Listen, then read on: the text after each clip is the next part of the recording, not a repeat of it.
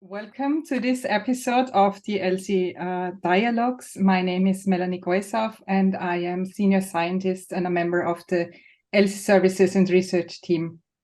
I will be moderating this discussion, which will be recorded and made available online. Today we have a panel of multidisciplinary experts who will be telling us something about the ethical, regulatory, and scientific aspects of organoids technology. But first, I want to say a few words about BBMRI-ERIC, which is the European research infrastructure for biobanking with the primary mission of promoting biomedical research benefiting European citizens. It achieves this by providing access to sample and data collections across Europe. And to fulfill its objectives, BBMRI-ERIC relies on a network of national nodes with member countries and an interdisciplinary team of experts from various fields, all sharing the common goal of advancing healthcare and disease prevention through facilitated access. Established in 2013, BBMRI-ERIC is now a distributed research infrastructure, and it is one of the largest health research infrastructures in Europe. The ELSI Services and Research Department of BBMRI-ERIC provides support on ethical, legal, and societal issues through a federated model, collaborating with experts from academia and practice across our national nodes and with project partners. And this support is built on three key pillars, which is research, service, and training. And these pillars work in synergy to ensure that our community receives the state-of-the-art support. Today's webinar is a collaborative effort between BBMRI-ERIC's ELSI team and the Stakeholder Forum patient pillar of BBMRI-ERIC. The Stakeholder Forum is the main interface for European patients' organizations, civil society, industry, and academia to interact with the biobanking universe. It is an integral part of BBMRI-ERIC's governance and was put in place at the very inception of BBMRI-ERIC in 2009. Through the Stakeholder Forum, we are building a sustainable, egalitarian relationship between the biobanking community and its stakeholders. The objective is to increase each other's awareness of needs and expectations on key issues related to biobanking, such as data protection, informed consent in health research priorities, and other ethical, legal, and societal issues. And please visit the BBMRI-ERIC's website for more information. Now let's begin with today's topic, which is organoids and their scientific, ethical, and regulatory aspects. Organoids are advanced three-dimensional cell culture systems designed to replicate essential characteristics of real organs, making them invaluable for preclinical research, where they serve as ethical alternatives to animal models. However, this technology presents a spectrum of ethical, legal, and social issues. These encompass questions about the moral status of the type of organoid models, cell sources, informed consent, issues of ownership, and the development of regulatory frameworks. Furthermore, the creation of human-animal chimeras through organoid research raises complex ethical questions. Biobanks, which are an integral part of organoids research, are additionally faced with these challenges, along with issues related to donor participation in biobank governance, adding to the complexity of this evolving field. To address these issues, an open and inclusive dialogue among researchers, institutions, policymakers, and society is essential for establishing responsible and ethical guidelines and regulations for the advancement of organoid research.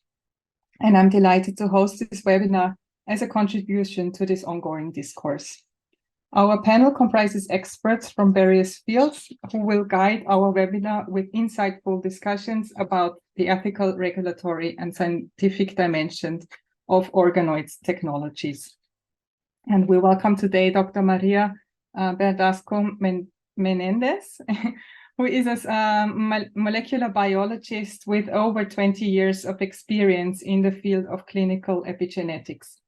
Previously, she was the principal researcher at the Spanish National Cancer Research Center in Madrid and at the Research Institute in Barcelona. She is currently the head of Epigenetic Therapist Research Group at Josep Carreras Leukemia Research Institute. Dr. Zisis Kozlakidis is a virologist with a PhD in microbiology from the Imperial College London. Until recently, he served as the president of ISPER, the International Society for Biological and Environmental Repositories. He is currently the head of laboratory services and biobanking at the International Agency for Research on Cancer. Dr. Signe Mežinska is a bioethicist and sociologist by training. She is affiliated at the University of Latvia, Faculty of Medicine, as an associate professor, and holds a PhD in sociology and a master's in bioethics. She has been teaching medical ethics, bioethics, and research ethics for more than 20 years. She serves as a member of the UNESCO International Bioethics Committee, as well as an ethics expert for the WHO, BBMRI-ERIC, the European Commission, and several national bodies in Latvia. Dr. Mike Lensink was trained in philosophy and technology ethics, specializing in the ethical aspects of biomedical innovations. He has worked as an academic researcher at the Medical Humanities Department at the University Medical Center in Utrecht in the Netherlands, where he studied the ethical aspects of organoid research. He currently works as an advisor to governmental organizations to facilitate the ethically responsible use of technology, big data, and AI. Welcome to the webinar, everyone, and thank you for giving your time and expertise on this important topic. For our audience today, please use the chat box to write your questions, and I will read them later on your behalf. Well, first of all, I want to hand over now to Maria to give us an introduction to the scientific perspective. So to the question, what are organoids? Okay. Okay, good afternoon. Sorry, can you hear me? Okay, good afternoon. I'm glad to be part of this webinar. Well, before starting the discussion, we need to know very basic concepts. We need to define what is an organoid, and more especially why we are using them. If you want to understand human development, how a human develops, and also human diseases, you need to have one obvious thing. You need to have human samples. You need to have human models.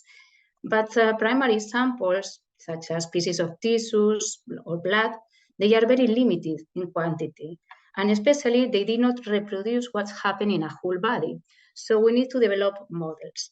The organoids, or the mini organs, are a special and advanced type of cell culture that follows this 3D structure. It is also important to notice that it is a mixed population of cells. For example, if you are trying to produce a mini kidney, you need to put renal cells there, but also vascular system, the immune system, extracellular matrix, and so on. So trying to create something as possible as closer as possible to what happens in the natural situation. So next slide, please. Organoids are not the unique alternative that we have in the lab. We have been using models for a long time in your experiments, but organoids have a very good properties for research. For instance, if you compare with murine models, trying to develop them in the lab is cheaper. You can also manipulate them genetically, and in a mouse it's more difficult. And especially they are humans. There are several properties that nowadays made organoids as the best tool for biomedical research, one of the best at least. Next slide. How can we generate organoids? Organoids are created from a specific population of stem cells, okay? But we have too many different stem cells in our body. The best are these ones, the pluripotency cells. These are found in very, very early stages of development. It is around day 5 or 6 after embryo development. We have a small population of cells that we can culture in vitro, and this is the embryonic stem cells. So there are several embryonic cell lines that can be used for generating the organoids. These are pluripotency. That means pluripotent. That means that they can generate all of the tissues of our organ body. But we have more cells. We have also this adult population of stem cells that they have a limited potency, such as cells, progenitor cells from the blood or from the bone marrow.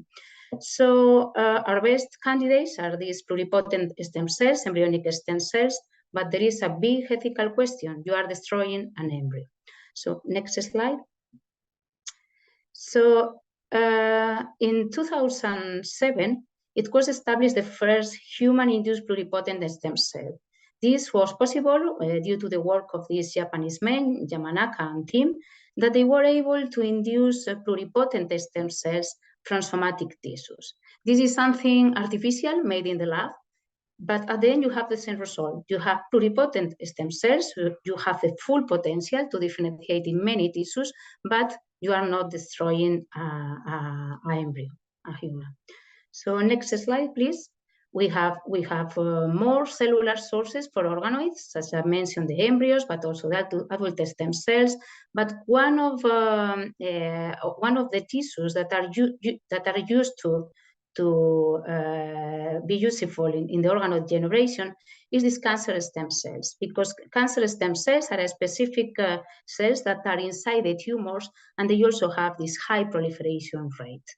So using these different resources, next slide, we have created several organoids.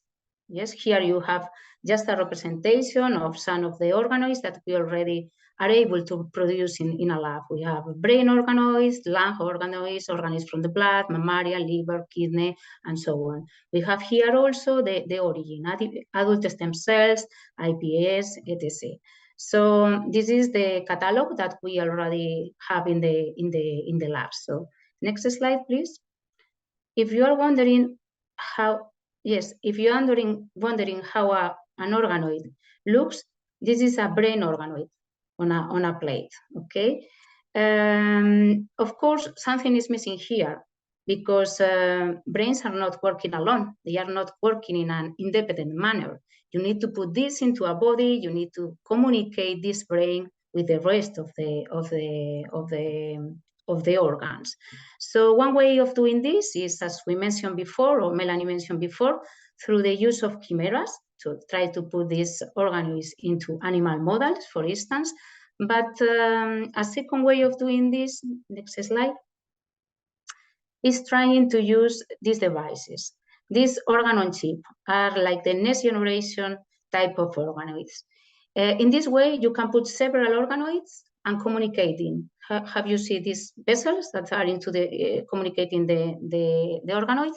So these canals can carry nutrients, drugs, cellular signals, etc. So it's a way of doing more heterogeneous or more reproducible to what happens in a body. We still have some methodological limitations, but this is the way. This is how organoids are going to be developed.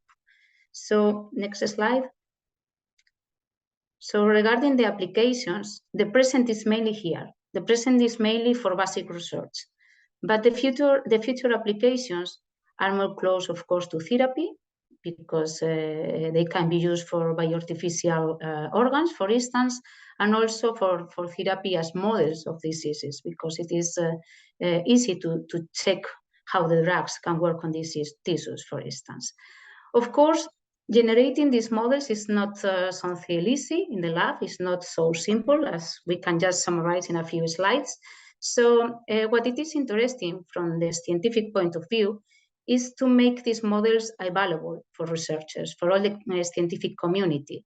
So biobanking of organoids aim to create this catalog for research is really a very, very useful tool for science. So this is what it is in a very fast way. So I think that now we have the main concepts to start the discussion on the ethical and legal issues. Thank you very much, Maria. And I want to ask now Zisis to give us an overview about the regulatory issues for organoids research. Yes, and thank you very much for the invitation. So, if we look at the organoid field as a scientific field, we can say the development has been a very rapid one. And in particular, in the last few years, as new technologies are becoming available, that development is accelerating. What we can see, if you, for example, take the 3,000 papers that have been published on the subject, and you try to map them out, you can see that a few countries have emerged as front runners. Now, this is not particularly surprising because they represent front runners in a lot of scientific pursuits. But what we can say is that it's really a child of technological development because it correlates very, very highly with a very advanced technological geographies. Next one.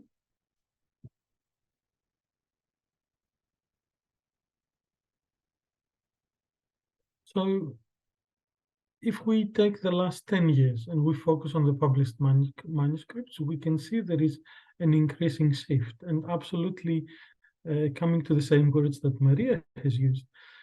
We are going from a very technical publication, a very basic science pursuit of how do I do this, to more translational publications. What do I do with this? So it's a slightly different question that we're trying to answer increasingly. The technical limitations are still there, so we don't necessarily, we have all the component parts to bridge the gap from the basic science to the translational, but the direction of travel is very definitive, at least if you look at the publications as part of any systematic review. So from a regulatory perspective, it is at this point where the technological process becomes highly relevant, because it shows that the field is maturing and it's starting to have potential application into everyday life. Next one, please.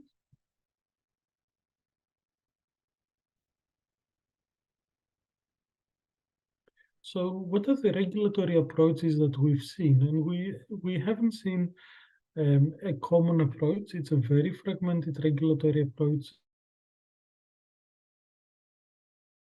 In most countries, it has been created ad hoc in response to something that has already happened, some technological development, and different models have emerged. So we have models that are very prohibitive for research in, for example, Italy, and it's not prohibitive forever, but it's prohibitive for now.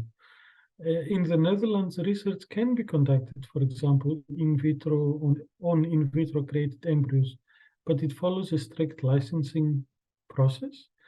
And in other countries, such as Portugal, Greece, but many others as well, these are just examples, research is allowed in surplus embryos up to the 14th day of in vitro development. That's just how the law has been for some time and remains to this day.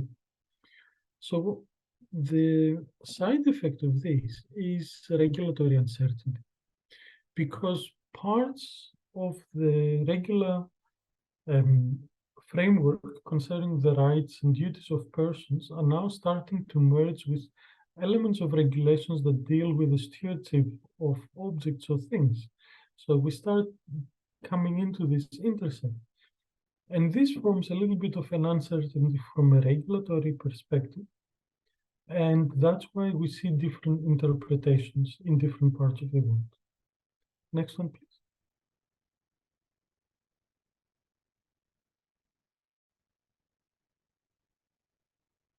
The other aspect from a regulatory perspective is the lack of specificity.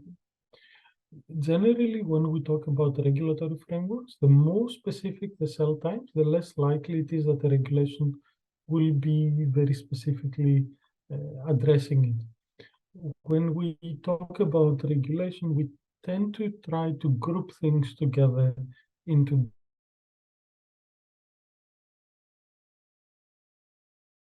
big blocks to make life easier for this case to take place. So we observe two separate areas of coexistence on the global stage. We have some European countries that researchers are complaining for over-regulation. That means that the regulatory framework is too specific for that particular line of work. And we have other countries or geographical areas that are very defined regulatory gaps. For example, in Southeast Asia, where regulation for work on different cells and cells byproducts is not necessarily well defined. So continuing this discussion, such as today, is absolutely critical. At some point, I hope that we will get to some regulatory harmonization or at least be on equal footing in terms of understanding, even if we regulate things differently, what they mean and what the potential is, so that we can avoid this fragmentation, which at the end will probably be counterproductive for research as a whole.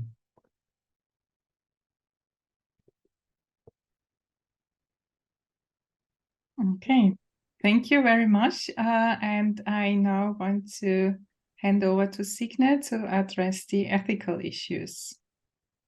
Thank you very much. And I will take my research ethics committee hat, I think, in this case. And I will try to look at informed consent part and at protection of donors' rights. And here we come to several challenges if we think about organoid research. First, there is this question, how broad or narrow should the consent be for organoid research? Because as we saw from the introduction, the organoid research is quite a different type of research from so-called classical biobank research. And the question is, what information should be given to the donor? And it's also quite clear that it's hard to predict all potential uses in organoid research. So if we think about traditional specific informed consent for one research study, it doesn't work well here because we cannot give the all necessary information, and potentially we should ask for recontact. Then we might think about broad or general or open consent forms, but in that case we have questions and challenges about informing donor properly, and about trust of public and trust of donors in biobanks and research ethics committees approving this type of research. So as far by today, in the discussions about consent, informed consent to organoid research, it seems that the most acceptable answer is dynamic consent, allowing to be in contact with donor, or at least giving this option to donor to follow in electronic system what is going on with his or her cells and how they are used in different projects. So dynamic consent might be one quite acceptable answer. Another potential answer, which has been mentioned in discussions, is governance model, which means that the governance of organoid research might be given to some kind of public body or I don't know, like representatives of patient organizations or some specific body which would oversee the use of organoids, and that's how the rights of donors might be protected. So you see that the question about the most appropriate type of consent is still open, as well as types of information which should be given to the organoid, to the donors. It's also open how to collect donors' preferences, how to know donors' preferences, what kind of document use to ask about donors' preferences. And there are several projects running right now in Europe which are developing suggestions how to do it. Then what is acceptable duration of the consent? Should it be unlimited or with certain limitations? Very, very important question is about right to withdraw consent, because when we think about withdrawing consent, then researchers, of course, say that it's possible for sure until the moment when the cells enter processing.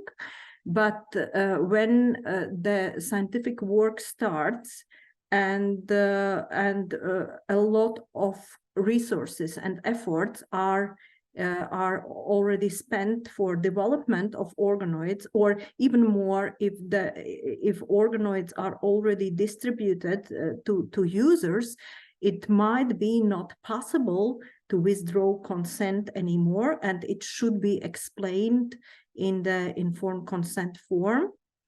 And a very specific question is about minors as donors, because if we think about children, then we have additional questions about their assent and reconsent in the future. Next slide, please. So we can look at rights of the donors also from the angle of privacy. And there are many questions about decisional privacy, about informational privacy, because the distribution of cells in case of organoids, it's much broader than in cases when you have only one sample. So there are very specific questions about also bodily privacy in this case, also intellectual privacy, especially intellectual privacy is questioned in case of brain organoids. However, of course, scientists are quite skeptical about possibility that brain organoids might develop consciousness, but still, at least in philosophical discussions, this question is raised also. Next slide, please. So, and the last point from my point of view is about research ethics committees, because as with any new type of research, it raises also questions about competence of ethics committees. So therefore, there is a question, are ethics committees ready? And I mean both sides. Are ethics committees ready to protect interests of donors, but also are ethics committees ready to understand the needs of researchers? So there are several sides involved. What expertise is needed for research ethics committees? Are they ready to review this very specific type of research? And what support is needed for research ethics committees? Do they need guidelines? Do they need better regulation, as mentioned by Zisis? Do they need any other type of support? That's it. I think here I can hand over to the next speaker. Thank you very much for raising all these complex questions. And I want to hand over now to Mike to give us some insights into more ethics and also on the stakeholder perspectives. Yeah, more ethics. Yes, exactly that. I think when as Signe said, she was going to explain something about ethics and putting on the research ethics hat. I thought maybe I will then represent the social aspect of the ELSI abbreviation. I'm very glad to be talking to you today here, because it's been 2 years since I wrote my PhD thesis, and it's still a fascinating subject. So thanks first of all, and I would like to add to all of the very important things that Signe already mentioned. And I thought maybe it's interesting also, just for anyone wondering, I noticed that very much in my work as a researcher, people asking me like, yeah, ethics is that, it's so vague and fluffy, and how do you actually do that in a scientific way? I thought maybe to explain something about what I did, so you get a sort of idea of how that can be done. So the image that you see is my dissertation, and it has to be said that I did it from the Medical Humanities Department in Utrecht, which has a really nice, I think, but also typical approach to doing ethics, which involves a lot of going out into the social world and researching how people experience a certain technological innovation or development like organoids, and they call this ethics parallel research, which is also what I did.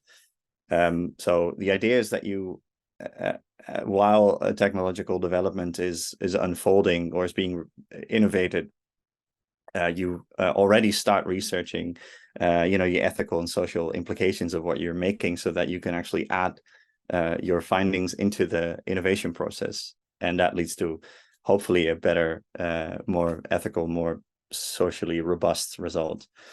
What I did was I analyzed, first of all, I needed to wrap my head around the technology. So I did a lot of desk research about all of the things that, like technical aspects, but also the things that Signe mentioned, how complex the debate is around consent and privacy. But then also I interviewed lots and lots of people who had already provided their tissues to make organoids with, patients, but also professionals, clinicians, biobank managers, policymakers, all of them. I wanted to hear everything that was there, all of people's experiences with it.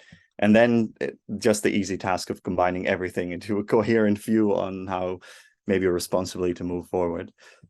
That's what I did. If you want to read more about the method, there's an article there that you can consult. Next slide, please. And yeah, diving into the world of people's experiences was such an eye-opener to me. Just to give you an idea of the diverse things that people say, really blew me away. Also because I had an expectation of what people would say. And sometimes that people just said something completely different, which made me think like, oh, maybe there is a way that we scientists speak about things, but people experience it very differently. So one example is one of the patients who had already signed up for the organoid program.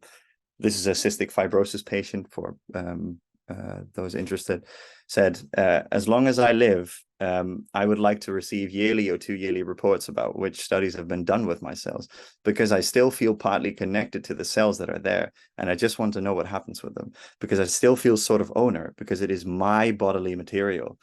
It kind of blew me away how people see these cells as part of their body still. And then if it is a body part, then what does that mean?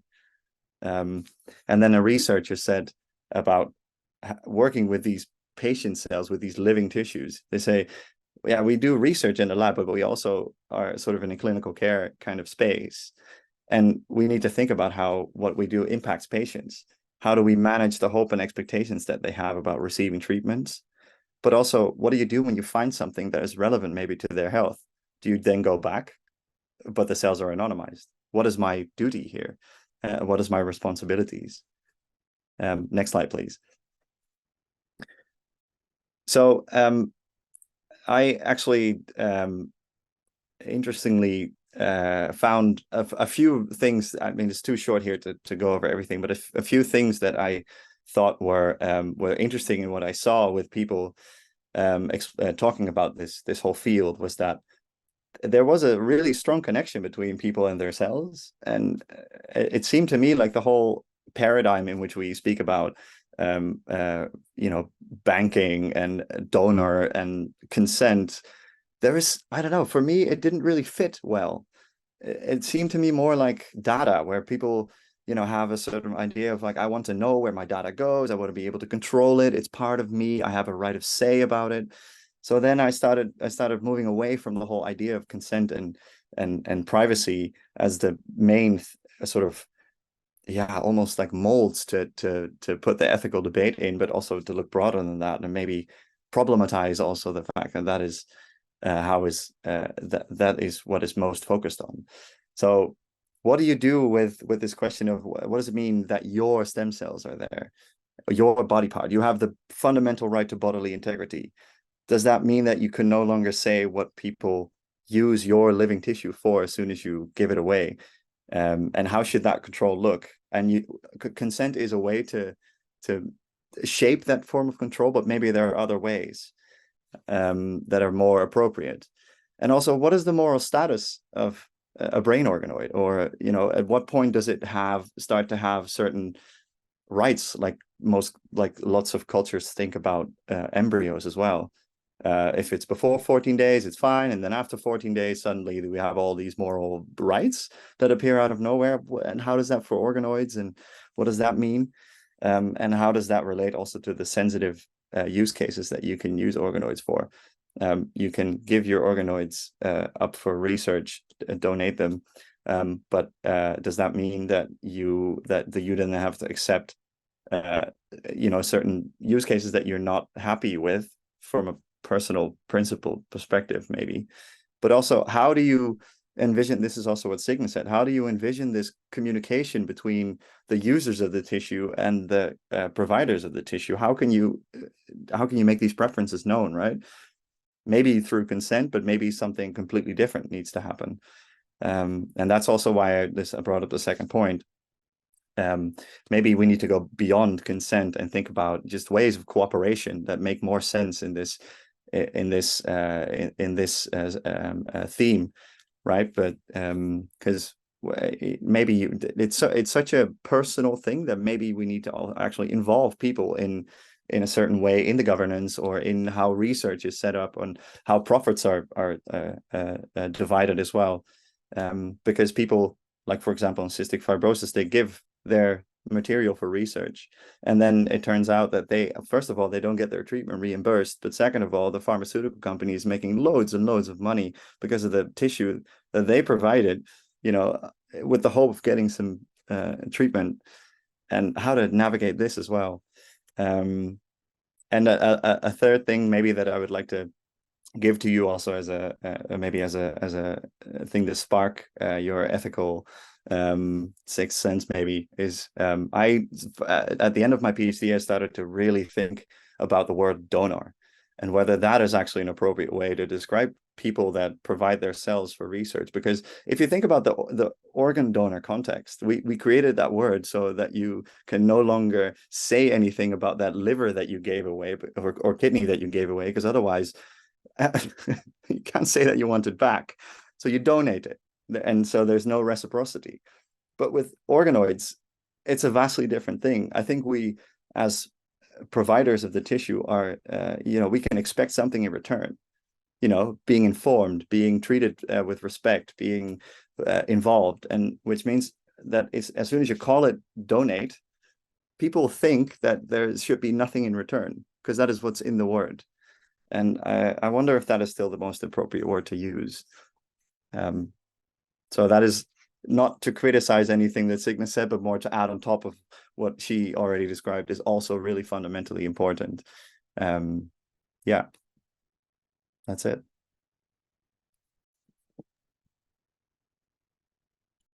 Thank you very much. To add more complexity to an already very complex question to our audience, feel free to ask your questions and put them in the Q&A box, and we will then read it to the panel.